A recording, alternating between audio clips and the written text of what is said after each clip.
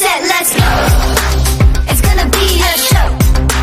Don't act like you don't know. 자, 이번 시간에는 저번에 말씀드린 대로 스트레스에 대해서 한번 살펴보는 시간을 가져보려고 합니다. 혹시 워라벨족이라고 한번 들어보셨어요? 워라벨족은 일과 work and 삶, life가 조화롭게 균형, 밸런스가 되어서 이루는 상태. 그래서 work and life balance 해서 이걸 줄여서 워라벨이라고 표현을 한대요. 몇 년 전에 이게 젊은 층을 중심으로서 소리소문 없이 등장한 하나의 신조어예요. 요즘은 대통령도 일만큼 삶도 굉장히 중요하다 해가지고 워라벨의 족에 대해서 많은 혜택들, 정책들이 또 나오고 있는 그런 추세에 있는데요. 옛날에는 가장 남성들 중심의 그 일 문화가 있다 보니까 어떤 책임감, 그리고 조금 힘들어도 또 견디고 참고 더 우리 가족들을 향해서 더 높은 연봉을 또 받고 처자식을 이렇게 부양해야 되는 그런 의무에 있었기 때문에 열심히 일에 치중했던 세대라면, 지금은 오히려 일도 굉장히 중요하지만 나의 행복도 중요해. 그리고 나의 라이프, 나의 여가가 더 중요해. 내가 밸런스를 이거 맞추겠어. 그러다 보니 자연스럽게 스트레스라는 단어가 굉장히 중요한 게 되었거든요. 그러니까 일을 하다 보면 스트레스를 받는데 그 스트레스를 푸는 것이 무엇이 있을까라는 것을 시대의 요구가 되어진 거죠. 그래서 이제 인생의 가치 추구 트렌드가 여성분들이 또 노동이 현장에 많이 나오다 보니까 육아라든가 또 가정을 어떻게 잘 돌봐야 되는가, 그런 거에 대해서 사회적 트렌드가 자꾸 맞춰지는 것 같아요. 또 하나의 트렌드는 20대, 30대의 남녀들이 결혼을 안 하죠. 결혼을 안 하는 대신에 나는 일도 좀 하면서 내 삶, 내 여가가 더 중요해. 내 행복을 찾겠어. 이게 내 삶이야. 이런 또 세대들, 이런 분들이 또 많아지고 있다는 거죠. 그리고 또 결혼을 한다 하더라도 또 자녀를 또 안 낳아요. 그러면서 우리끼리 잘 행복하게 일도 또 삶의 여가 균형을 잘 맞춰서 잘 살아보자. 또 이러한 트렌드가 또 있단 말이에요. 그래서 우리 사이의 핵심적인 그 가치 변화라는 것은 일과 삶의 균형에 있다. 근데 일과 삶의 이 균형을 하려고 하면 가장 필요한 건 반드시 이 스트레스 관리가 굉장히 중요하게 대두가 되는 거거든요. 그래서 이 스트레스를 확 날리는 방법도 알아야 되고요. 이 스트레스에 대한 본질이 무엇인가, 이 본질에 대해서도 좀 알아야 될 필요가 있다. 그래야지만이 하나의 이 일과 삶의 균형, 종구에 가서는 이것이 바로 행복으로 이어지는 하나의 지름길이 될 수가 있다. 그런데 안타깝게도 이 직장인의 60% 정도가 이 워라벨의 이 라이프, 이 워라벨의 삶이 이 불균형이 된다고 생각하고 있어요. 현실적으로는 과중한 워크, 일에 라이프보다는 좀 치중되어 있는 것이 사실이기도 하죠.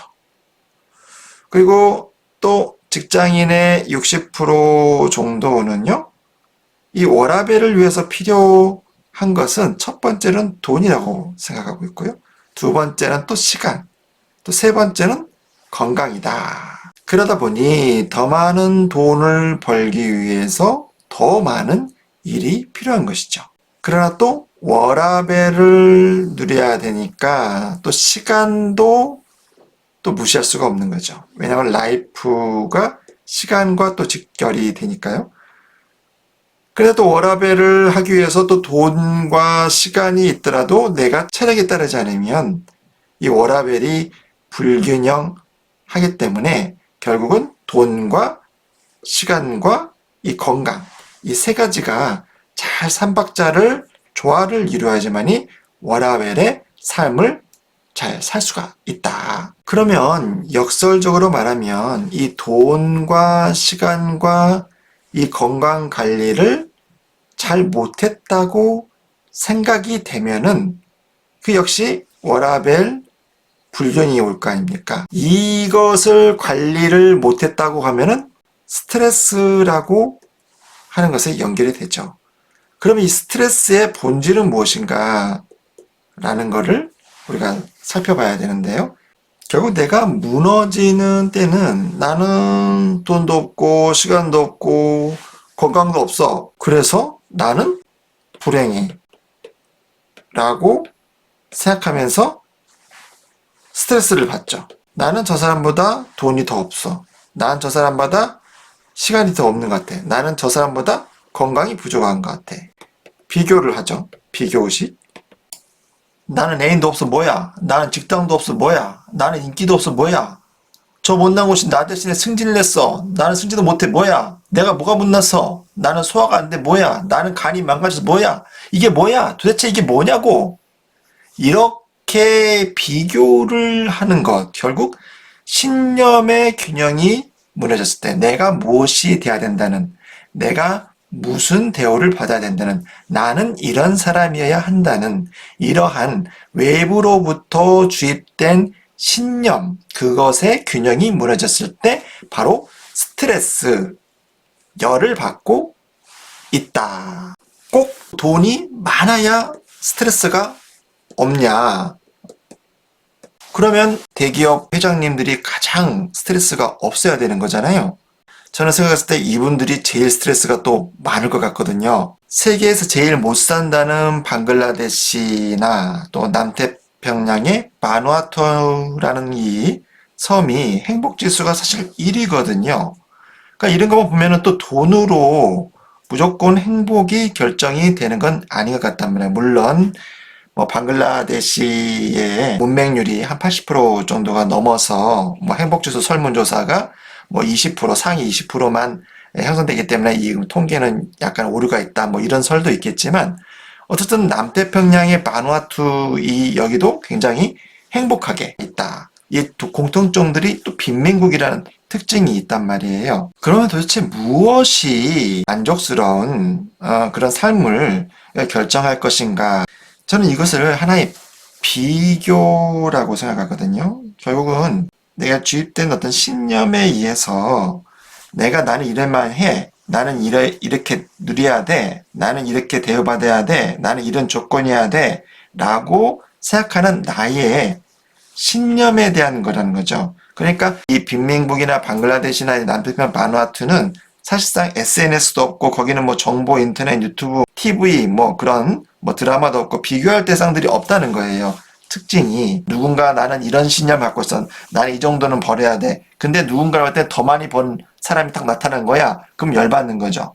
난 이런 사랑을 받아야 돼. 근데 뭐 드라마 봤더니 저도 남편이 너무도 잘해주는 그 남편을 딱 드라마에서 본 거야. 그럼 우리 남편은 뭐야? 내 아내는 뭐야? 내 남자친구는 뭐야? 내 여자친구는 뭐야? 이렇게 하면서 비교를 갖게 되는 거죠. 그렇게 하면서 나는 뭐뭐 해야 돼. 라는 그 신념의 균형이 무너질 때 바로 스트레스를 받는다는 거죠. 문제는 이 스트레스가 열이 내 몸에 나타났을 때 그게 또 문제가 된다는 거죠. 가장 큰 스트레스 열 받는 것이 장기화됐을 때 내 몸에 나타나는 사인이 뭡니까? 첫 번째, 나는 왜 이렇게 몸이 늘상 피곤하냐 이 말이에요. 뭐 좋은 걸 먹어도 좋은 약을 먹어도 막 천근만근 뭘 하나 붙이고 다니는 것 같아. 늘상 몸이 무겁고 아침에 일어나기도 힘들고 지친다 이 말이에요. 이렇게 불면의 밤을 보내는 거예요. 이렇게 다크서클 쭝쭝 끼고 눈은 퀭해가지고 맨날 같이 이렇게 피로가 누적되는데 잠을 자야 되는데 잠이 더 안 오는 거죠. 만성 피로 맨날 같이 생각에 또 생각에 꼬리에 꼬리를 물고 그 생각하는데 또 잘 나가면 또 잠이 안 오고 잠깐 졸았다가 다시 깨면 다시 잠이 안 오고 이렇게 계속 뜬 눈으로 결국 밤을 새워서 계속적으로 에너지를 소비하는, 그래서 아침에 되면은 너무 일어나기도 힘든 이런 상황이 계속 반복하는 것이 바로 그게 이제 스트레스가 굉장히 무서운 또 원인이 되는 거죠. 이뿐만이 아니에요. 스트레스 상황이 극단적으로 심하게 노출되면요. 우리가 벽에만 못을 박는 게 아니고요. 사실은 마음에도 이렇게 못이 박히거든요. 내가 가슴을 치고, 내 못이 너무나 아파. 내 마음에 못이 박혔어. 이런 표현 하잖아요. 근데 그걸 어떻게 하냐고. 마음에 못이 박힌 것을. 그런데요, 요즘엔 과학 기계의 발달로 그 힘으로 마음의 못에 박힌 것도 눈으로 확인 가능하다는 거죠. 한의원에 가면은 한의사 선생님께서 손가락 3가지, 즉 검지, 중지, 약지를 가지고 이 손목에 촌관척에 이렇게 손가락을 대서 맥을 재는데, 이 기계를 가지고 이 쿠프를 이렇게 메어서 똑같이 촌관척에다가 기계를 대서 거기서 돌아오는 파형을 가지고 이 기계가 분석을 해가지고 6가지의 장, 6장이 되겠죠. 그리고 6가지의 부, 6부가 되겠죠. 각각 측정을 하는 거예요. 6가지의 장은 폐, 비, 심포, 심장, 간장, 신장이 되겠고요. 또 6가지의 부는 대장, 위장, 삼초, 소장, 담, 그리고 마지막으로 방광, 이렇게 6가지의 부를 재는 거예요. 이 중에서 마음의 못이 박히는 것은 바로 여기 심장이라고 적어져 있는 거 있죠? 여기 심장이라고 적어져 있는 여기에 이렇게 실제적으로 깊게 패이는 요런 침맥, 이게 침맥이라고 그러거든요. 침맥, 깊게 밑으로 가라앉는다 해서 이런 침맥이 나타나면 이게 바로 깊은 상처, 그리고 만성적인 스트레스가 아주 오랫동안 반복이 되어서 내 몸에 깊은 아주 상흔을 남겼을 때, 그때 이런 마음의 못이 박힌 맥이 나옵니다. 남자 같은 경우는 큰 사업에 실패를 했다든지, 크게 이제 부도가 났다든지, 친구의 큰 배신을 입었다든지, 또 여자 같은 경우는 뭐 사랑의 배신을 뭐 당했다든지, 시련을 당했다든지, 뭐 이러한 경우. 그리고 우리 어머니들 같은 경우는 아주 자녀를 아주 먼저 떠나보냈다든지, 사랑했던 사람을 먼저 보냈다든지, 이런 엄청난 부모를 정말 잃었다든지, 또 주변에 큰 트라우마, 어떤 사고로 인해서 갑작스런 큰 충격을 받았다든지, 이런 어떤 큰 상처가 있었을 때는 바로 이렇게 마음에 못이 박힌 맥이 있더라. 그런데 이 마음의 못이 최근일수록 아주 큰 대못이 박혀요. 대못. 큰 못. 근데 이것이 세월이 지나갈수록 요게 점점 깎입니다. 그러니까 대못이 한다고 해서 큰 상처일 수도 있지만 아주 비교적 최근에 들 수 있는 거고요. 이것이 깎이면 오래되면 아주 작은 잔못으로 바뀌게 되고요. 요것이 더욱 더 진행이 되면 결국은 뭐가 되느냐? 이렇게 가슴에 돌이 이렇게 박힙니다. 그래서 못이 변해서 가슴에 돌멩이 하나가 얹혀 있어. 내가 할머니나 뭐 이렇게 오래 사신 분들, 고생 많이 하시는 분들은 내 가슴에 돌이 하나 가득하 맺혔어. 내 가슴에 돌덩이가 하나 들었어. 이렇게 표현하시는 할머니 가끔 보이시죠? 정말 그런 분들 산전수전 다 겪으신 분이죠. 그러면 이렇게 가슴에 못이 박히고 가슴에 돌덩이 하나가 매달려 있고 이런 스트레스가 도대체 왜 오는지 그 이유가 있을 거 아니에요? 그 이유에 대해서, 또 그것을 어떻게 요즘에는 그 이론으로 풀고 있는지, 또 그 스트레스를 푸는 방법은 또 무엇이 있을 수 있겠는지, 그것에 대해서 다음 시간에는 한번 살펴보려고 합니다.